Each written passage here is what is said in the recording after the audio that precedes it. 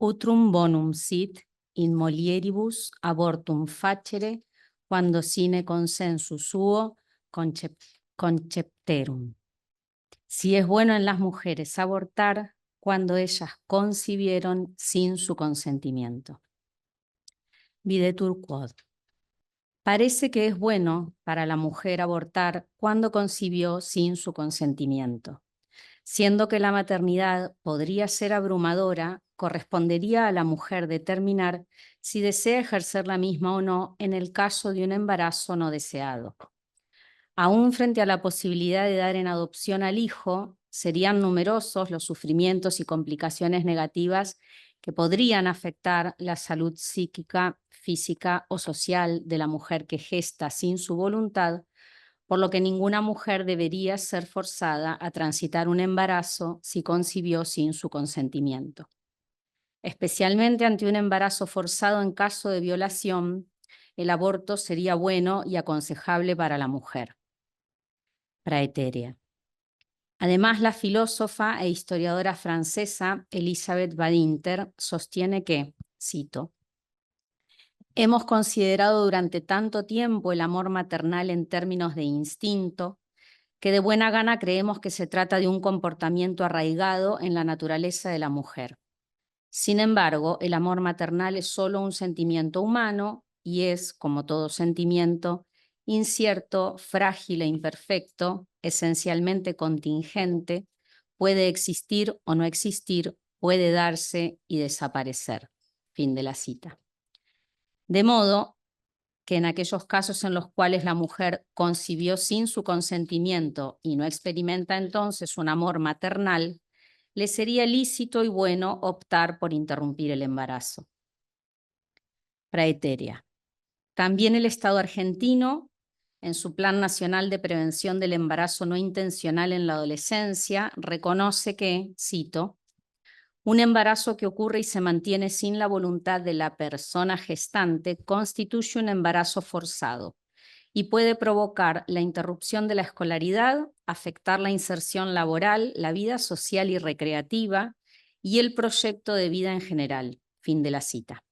Sería, por lo tanto, justo permitir a la mujer gestante evaluar y decidir si el embarazo que cursa está acorde con sus planes y proyectos de vida y le sería lícito solicitar su interrupción en caso negativo. Praeterea. Por otra parte, la Secretaría Nacional de Niñez, Adolescencia y Familia afirma que los embarazos ocurridos tras una violación, cito, a los riesgos propios del embarazo se suman los riesgos derivados del impacto emocional de la violencia, lo que acarrea otro tipo de consecuencias como desestructuraciones psíquicas con desenlace límite, fugas, abandono de los recién nacidos y, en los casos más graves, infanticidio y suicidio. Fin de la cita. Se comprende por todo lo anterior que el aborto sería especialísimamente justificado y recomendable en caso de violación, donde el embarazo no deseado constituiría un constante recordatorio del mal sufrido. Sed contra. Sin embargo, afirma el Aquinate que el principio de la operación intelectual llamado alma humana es incorpóreo y subsistente. Por tanto, aunque el aborto destruya el cuerpo del individuo humano que se desarrolla en el vientre de la mujer, nunca podrá destruir el alma humana que lo vivifica, porque lo que se aborta nunca es un pedazo de carne de la madre, sino una persona humana. Así el alma del niño abortado clamará al cielo justicia por la vida que injustamente le ha sido arrebatada en esta tierra, privándolo del crecimiento y de la perfección que solo se consiguen a través de esta vida terrena. Respondio dicendum quod. Yo respondo diciendo que la Sagrada Escritura muestra el verdadero camino a la plena realización y felicidad al decir: hoy pongo delante de ti la vida y la felicidad, la muerte y la desdicha, la bendición y la maldición. Elige la vida y vivirás. La verdadera felicidad que anhela la mujer que gesta no consiste en evitarse incomodidades terrenales, sino en alcanzar la participación de la vida misma de Dios, mediante su perfeccionamiento espiritual, fruto de la obediencia a los mandamientos divinos. Elegir pues el aborto, aun cuando el embarazo no hubiere sido consentido, no será bueno para la madre, puesto que su elección, contraria a los mandamientos divinos, la alejará de Dios y de su bienaventuranza, acarreándole de la desdicha eterna. Desde el punto de vista metafísico, cada ser humano es criatura hecha a imagen y semejanza de Dios, llamado a la existencia terrenal y a la gloria futura por Dios, que quiere que le conozcan y le amen y finalmente le gocen para siempre en el cielo. Por tanto, la madre comete un crimen gravísimo si atenta contra la vida de la prole que se gesta en su seno, puesto que ese hijo, aunque no fuere fruto de su deseo personal, es deseado y amado por Dios, que clama, no matarás. Desde el punto de vista antropológico, sabemos por la ciencia que el cigoto que se forma por la unión del óvulo y el espermatozoide no solo posee un ADN diferente al de sus progenitores, el cual le otorga una identidad biológica específica, única e irrepetible, sino que además es capaz desde el primer instante de dirigir su propio desarrollo conforme a dicha identidad. Si partimos del entendimiento que el alma es el primer principio vital en aquello que vive, no podemos negar entonces que el cigoto tiene alma humana desde el momento de la concepción, puesto que vive. Es imperioso, por tanto, reconocer que en el embarazo son dos las personas humanas implicadas, la madre y el hijo, indistintamente del grado de desarrollo de éste o de si ha sido concebido de forma voluntaria o no. Y ambas personas, madre e hijo, de modo personal y particular, han sido llamadas a la existencia por Dios. Y ambas han sido creadas a su imagen y semejanza y son llamadas también a la vida eterna. Aun cuando hubiere sido concebido sin el consentimiento de la madre, el embrión es y existe por voluntad divina. Y tanto quien decida como quien ejecute o colabore con su muerte será, como nos advierten las Sagradas Escrituras, maldito y desterrado de la presencia del Señor, condenado a vagar errante en esta vida y a sufrir los castigos eternos de la futura, pues es a Dios a quien ofende. En vistas de estas consecuencias, las cuales no pueden considerarse buenas para la mujer, es que podemos afirmar que el aborto no es bueno para la madre, aunque ella hubiere concebido sin su consentimiento.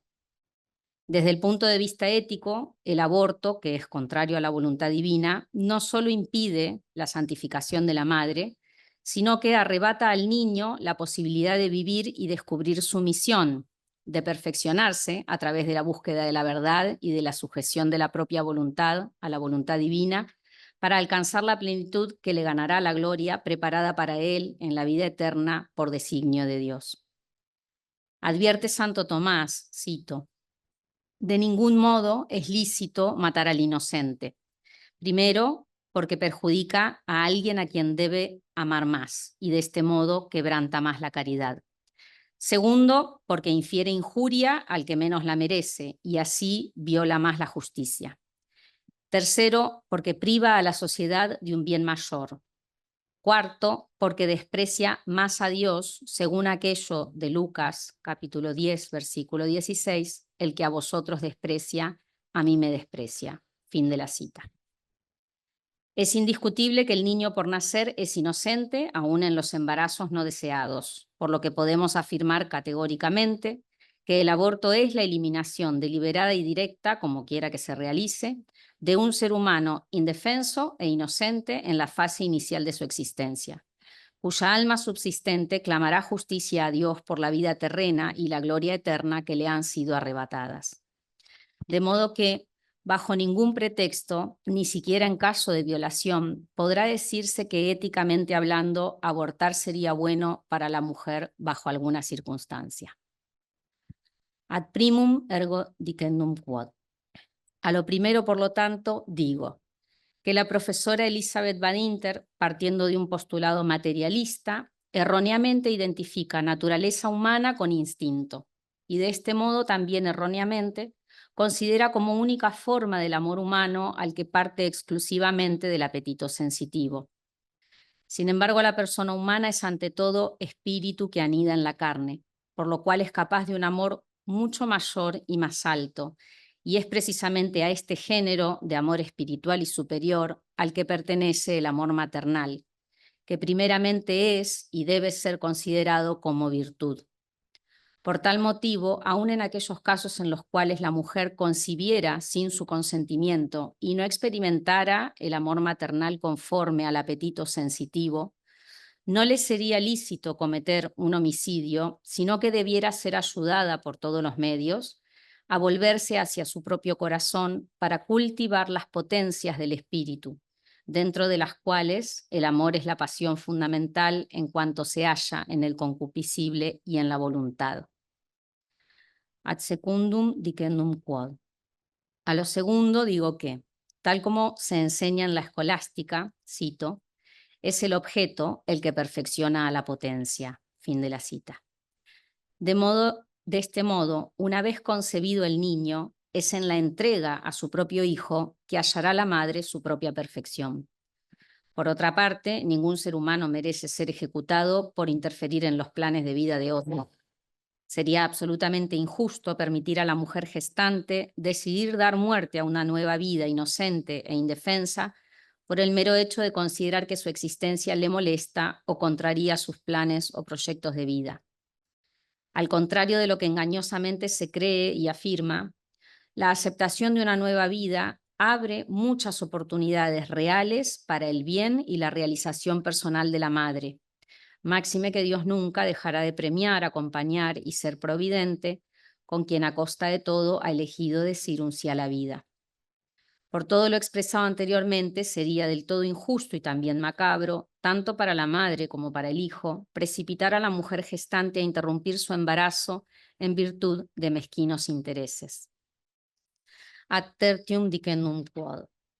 A lo tercero digo que el aborto no elimina el dolor físico ni psíquico de una violación, sino que lo agrava enormemente, generando una herida en la madre mucho mayor de aquella que por un camino equivocado se pretende sanar.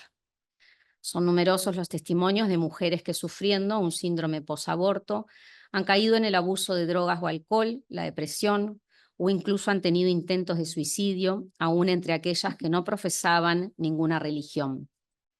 Y es que, como afirmaba San Juan Pablo II, cito, todo hombre abierto sinceramente a la verdad y al bien, aún entre dificultades e incertidumbres, con la luz de la razón y no sin el influjo secreto de la gracia, puede llegar a descubrir en la ley natural escrita en su corazón el valor sagrado de la vida humana desde su inicio. Fin de la cita. Un Estado justo debería facilitar los medios, no para generar daños mayores a la madre, sino para que ella pudiese realmente rehabilitarse de sus heridas obrando justamente. Lo que la mujer necesita no es ayuda para obrar el mal, sino ayuda para vencerlo, tal como exhorta el apóstol.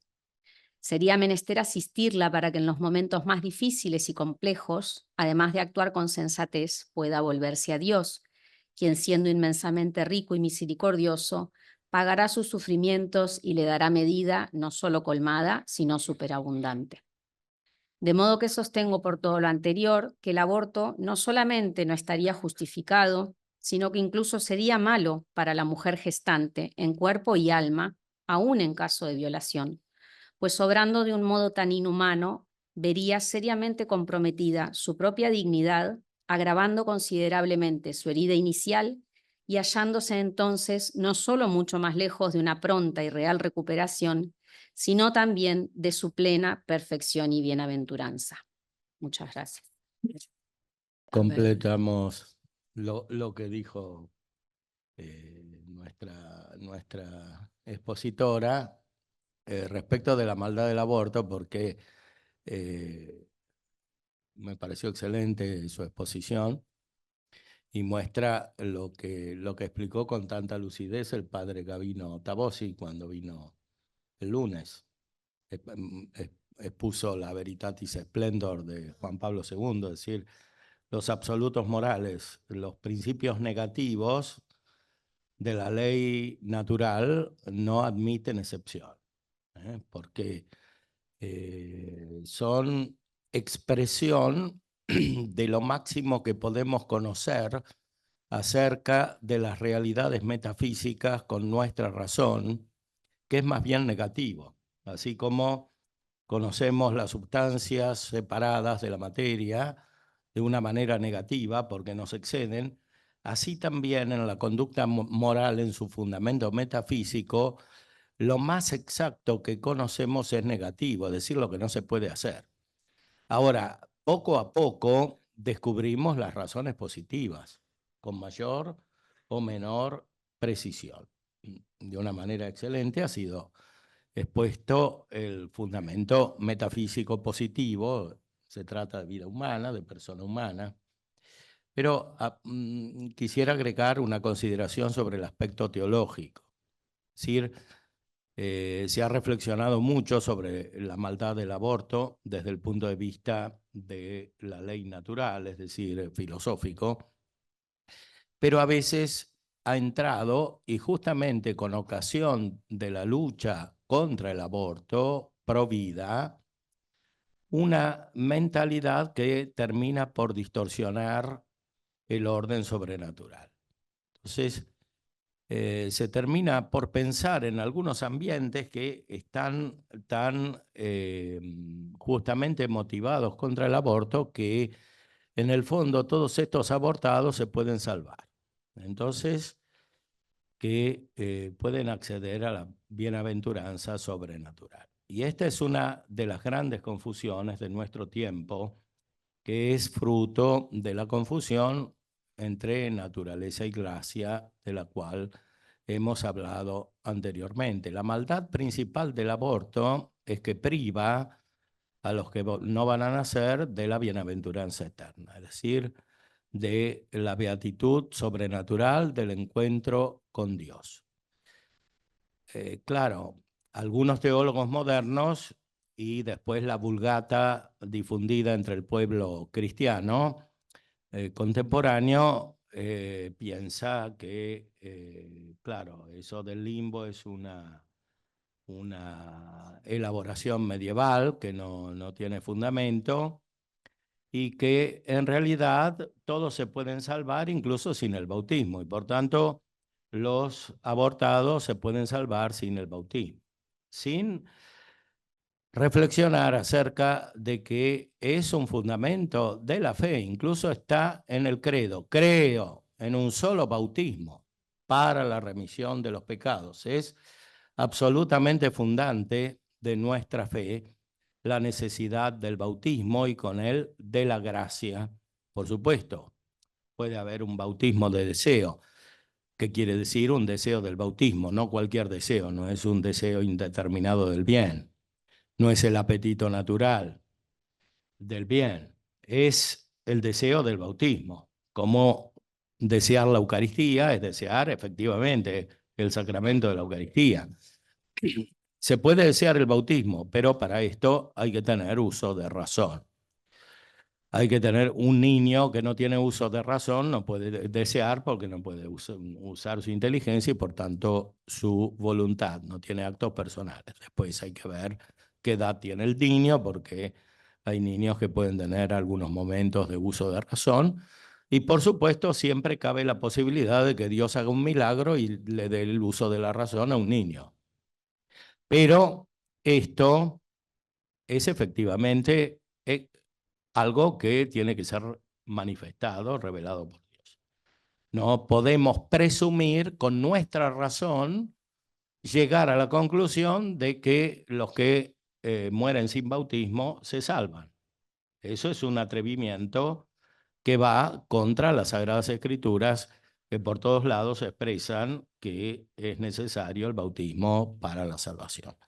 Por eso creo que en la acción católica contemporánea de lucha contra la maldad del aborto, empezando por la legislación, es necesario considerar también este fundamento sobrenatural y teológico que dará la perspectiva justa a este movimiento. Bueno, muchas gracias y a ver si hay alguna otra pregunta. A ver, allá hay una, después Maya.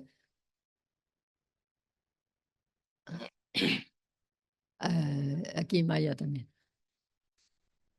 Muchas gracias. Quería agradecer, primero me disculpo porque llegué un poco más tarde, Patricia, por temas de tránsito, pero en los que escuché me pareció excelente la exposición y además me pareció muy importante el destacar el aporte, digamos, del tomismo a la posibilidad pedagógica, porque un poco yo sé que en el colegio usan en el, digamos, en el secundario hablan del diálogo socrático y bueno, y lo ejercen como tal, pero además me parece que, bueno, también tal vez en otras instancias podrían utilizar también por ahí la lectio.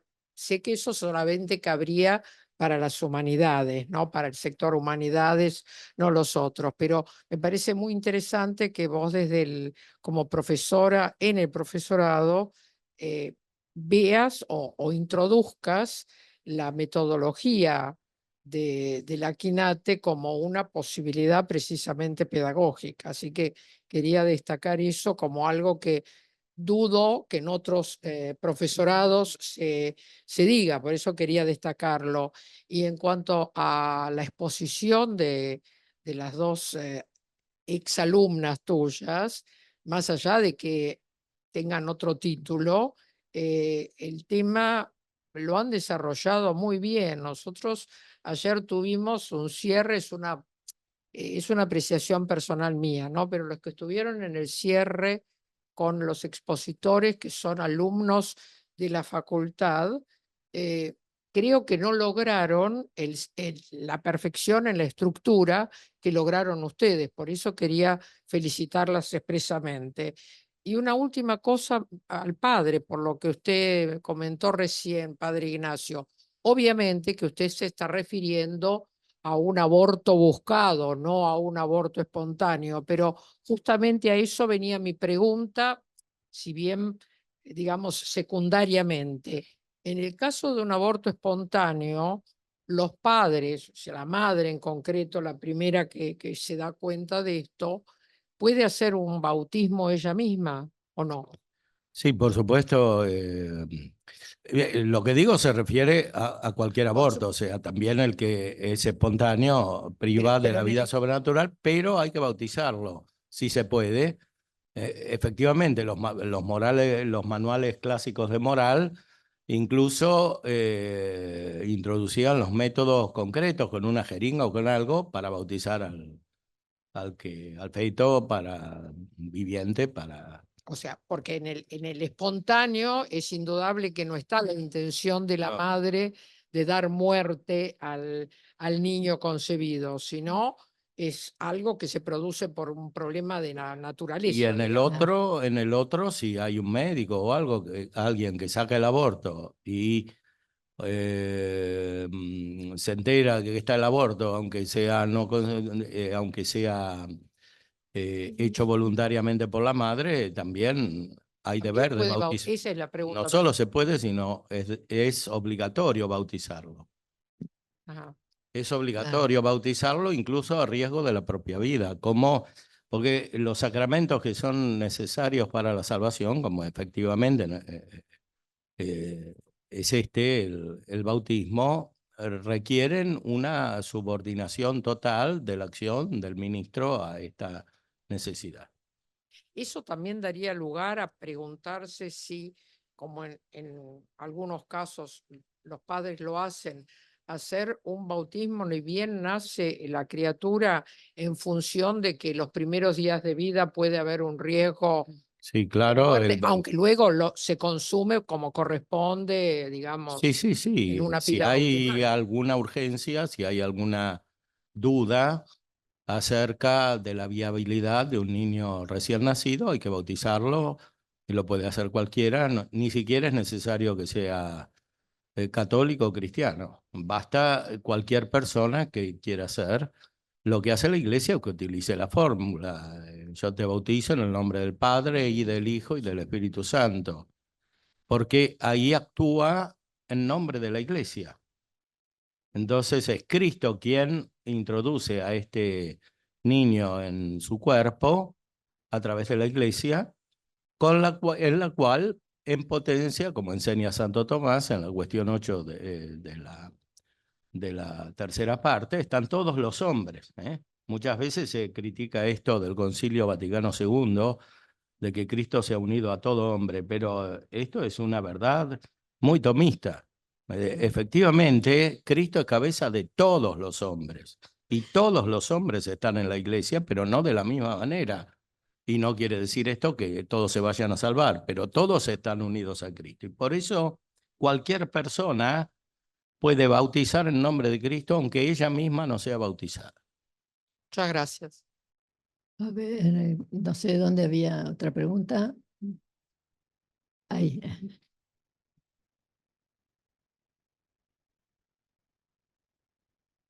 ¿Qué tal? Bueno, bueno, yo por ahí uno un poco las dos exposiciones. Hoy la neurociencia hoy divulgativa más o menos habla como que el alma no existe, que es toda una función cerebral y punto. Y por otro lado, el tema del limbo, hay un documento vaticano que cuando salió toda la prensa decía más o menos que el limbo había dejado de existir. Pero si uno lee el documento al final reafirma la doctrina tradicional, me parece, ese documento. Bueno, la pregunta, esto es un comentario, pero la pregunta es, ¿existe algún argumento para evitar el aborto, no solo de orden natural, sacando la vida eterna, la existencia de la vida eterna? Sí. ¿Existe algún argumento para contra el aborto? Bueno, existen muchos argumentos. Claro, Aquí ahí yo. Sí, en la exposición. Que hablamos de un mundo puramente material. Sí. Bueno, es que justamente la persona excede el mundo material, ese es el argumento principal. Ah, Entonces, sí, respecto del documento, en primer lugar, no es magisterio de la Iglesia porque es un documento de la Comisión Teológica Internacional. En esa comisión puede haber laicos, monjas, ahora se ha modernizado la comisión también, entonces, y el cardenal Ratzinger, que era prefecto de la doctrina de la fe, dijo explícitamente que esos documentos no son magisterio de la Iglesia. Es decir, sí, son una elaboración teológica, algunos son mejores que otros, pueden tener su utilidad. Ese documento, como usted notó, hace toda una argumentación muy buena, entonces uno al final diría, bueno, entonces existe el limbo, y termina diciendo, sí, pero nosotros hoy con nuestra mentalidad moderna no podemos decir que el limbo existe. Bueno, o sea que termina con un argumento totalmente subjetivo para decir que el limbo no existe, y es un... por otra parte, esto del limbo no es simplemente una elaboración teológica, es la teología de San Agustín y de Santo Tomás. Entonces, en una cuestión tan importante, cuando la Iglesia dijo que hizo suya la teología de Santo Tomás, ir contra Santo Tomás y contra San Agustín juntos es imposible. O sea, es salirse de la tradición de la Iglesia y por tanto de la Iglesia. Una cosita más. ¿El deseo de los padres del bautismo del niño abortado tiene alguna influencia o no? Sobre el destino del hijo, ¿no? Sobre el hijo. Destino del hijo abortado, no tiene una influencia. Bueno, aquí, como dice Santo Tomás, muchas veces en la teología tenemos que atenernos a lo que dice la Sagrada Escritura. Entonces, si nosotros hacemos elaboraciones, en vez de acercarnos al núcleo de la verdad, nos alejamos de ella. Porque con nuestras elaboraciones sobre la base de premisas que nuestra razón percibe, no podemos llegar más allá de lo que ha sido revelado por Dios. Entonces, sí, uno podría pensar que, que Dios puede actuar de una manera extraordinaria por el deseo de los padres, pero nunca lo podemos saber. O sea que va a ser ese milagro que le dé uso de razón a un niño sin sin el desarrollo de su cuerpo que permite el uso de los sentidos y por tanto la inteligencia, ¿no? O sea, volvemos a lo mismo. Ahora, si el niño tiene 4 años y tiene momentos de lucidez, es otra cosa. Hay que ver qué se entiende por niña. A ver, otra pregunta allá atrás. Yo tengo una pregunta a a doctora Patricia. Gracias por tu exposición. Solo me gustaría saber si usted ha alguna consideración o también recomendación de estudios comparativos entre los textos de San Tomás, porque ha escrito poesías, obras teológicas, filosóficas, pero también me gustaría saber sobre sus predicaciones. Existen homilías, también algunas inéditas. Esto, ¿no? Porque hoy se habla especialmente en exégesis bíblica, que uno compara textos, por ejemplo, las cartas de São Pablo. El estilo es muy diverso, por tanto, no fue Pablo que escribió tal carta, ¿no? Esto en San Tomás es muy interesante porque se ve una riqueza poética, por ejemplo, muy extraordinaria y una precisión teológica también. Y un poco de esto también de la predicación, siendo de la orden de los predicadores, se piensa, porque eso se puede saber cómo piensa San Tomás que estas verdades deben ser difundidas en un público más mezclado, ¿no? No solamente académico, porque la predicación son muchos y diversos los que escuchan. Bueno, puntualmente, ¿cuál sería? Me perdí, disculpa, la pregunta. En primer lugar, se cambia mucho el estilo de San Tomás, excluyendo las poesías, con las homilías y sus obras filosóficas y teológicas, porque es lo mismo contenudo, pero a diversos públicos. ¿Se tiene alguna consideración más sobre el estilo literario de las predicaciones que son escritas? Sí, bueno, gracias por la pregunta. Un poco como cierro el trabajo, ¿no? Es decir, amén de que se pueden analizar, y aclaro que no soy especialista, por eso seguí fuentes, seguí estudiosos, pero también es cierto que a simple vista se puede ver que hay una diferencia entre el estilo que tiene la suma teológica destinada a los novicios, con el estilo que puede tener el Contragentes, que es una obra más bien apologética, del estilo que pueden tener las poesías. Y bueno, la homilética, que sinceramente no es mi fuerte. Pero sí, yo lo que con este trabajo quisiera es más bien abrir líneas de investigación sobre el estilo de Santo Tomás en su obra, que es un estilo, como cierro, diciendo que amén de los distintos matices hay una unidad. Eso fue una cita también que la tomo de uno de los estudiosos. Y este poeta francés es el que mejor lo expresa, este poeta que es tomista, que dice que, bueno, que allí hay toda una unidad en esta diversidad, digamos, ¿no? de estilos. Pero evidentemente son líneas de investigación que se abren y sería muy linda transitarlas. Al menos yo, no sé si el padre pudiera agregar algo más. No, me parece, hay un autor, Dionisio Cartujano, que es del siglo XV, que dice que hay un estilo monástico, es decir, que hay un modo de escribir que manifiesta el tipo de vida. Es decir, no toda escritura es simplemente fruto del mismo uso de la razón, sobre todo cuando la razón está perfeccionada por la caridad, que es lo que se manifiesta en Santo Tomás. Efectivamente, en muchas obras es un filósofo muy técnico, comentando a Aristóteles, etcétera, pero hay toda una graduación de estilos que confluyen en ese estilo monástico general, tipo Lectio Divina, y que finalmente, sobre todo en las poesías, se manifiesta de un modo excelentemente místico. Son poesías comparables a las de San Juan de la Cruz.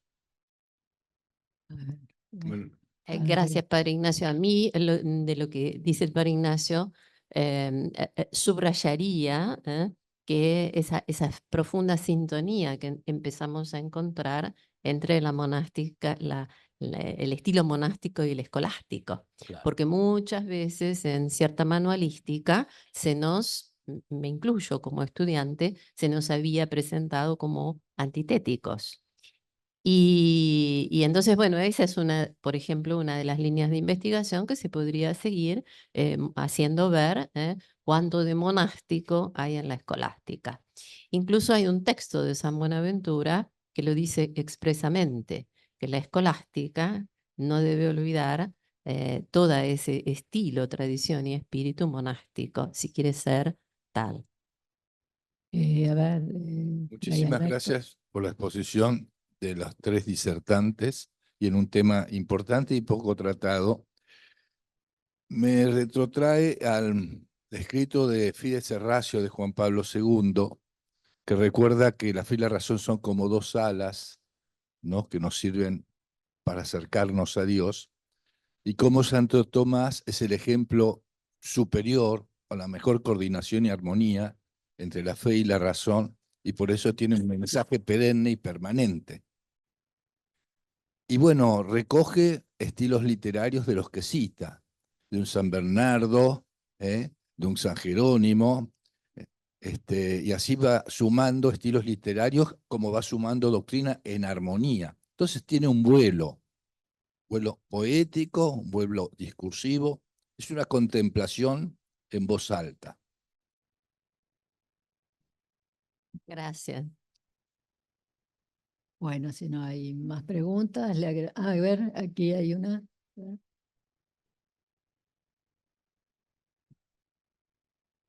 Muchas gracias, profesora, por su exposición. Y quisiera hacer una pregunta quizás más bien práctica, ¿no? Dado que me alegra mucho y me llama la atención muy para bien el habernos detenido al hablar del estilo de Santo Tomás, ¿no? En un momento o en una época donde el tema del estilo está tan menospreciado, quizás por el relativismo y demás, cada uno tiene su estilo y parece ser accesorio o baladí el estilo de cada uno, ¿no? Eh, ¿Qué exhortación podría dar o qué consideración hacer acerca de quien se está formando para poder transmitir la verdad, ¿no? Sea desde la humilía, sea desde la docencia en general, o para el ejercicio que la Iglesia tiene de ese munus docendi, ¿no? Para quienes nos estamos formando, qué importancia hacerlo en el estilo de Santo Tomás. ¿Qué le parece a usted? Bueno, gracias por la consulta y sobre todo valoro el interés en la buena formación. Y yo humildemente diría la fidelidad a los grandes maestros, ¿no? Que nos marcan un camino. Y en este caso Santo Tomás especialmente, porque nos encontramos, a ver, voy a emplear una palabra que quizás pueda resumir o al menos es la intención, un estilo cuidado. Frente al descuido lexical de la lengua con el que asombrosamente los que venimos de otra época, y me incluyo, nos encontramos, bueno, como reencauzar lo cuidado del lenguaje. Ahí yo llegaba a decirlo, ¿no? También la santidad va en esto. También la santidad va en esto. Es toda una unidad. No es ajeno, es decir, una cosa a la otra. Entonces es cuidar la palabra, seleccionar las palabras con estas muletillas que se van poniendo en el discurso. Intencionalmente se busca cambiar la mentalidad de un pueblo. A mí me sorprende porque yo no fui educada en la época del todo bien y yo llego a veces a una sala de profesores y digo buen día y la respuesta no es buen día, es todo bien. Y hago el esfuerzo para decir otra cosa, porque de tanto que lo escucho hasta corro el riesgo que se me filtre, ¿no? Bueno, ahí va la cosa, ahí está la propuesta un poco que yo quería dejar con esta reflexión y que llegaba a decirlo así muy escuetamente al final. Cuidar todo en la buena formación. También el verbo, la palabra. Hay un texto muy lindo que yo en el agradecido recuerdo que siempre tengo por la UCA y por su fundador, es el libro de Octavio Nicolás de Risi, La palabra, que lo recomiendo. Es un texto bellísimo donde precisamente habla de la dignidad de la palabra, que es lo que estamos perdiendo. Nos da lo mismo cualquier cosa y ahí evidentemente creo que no es el camino.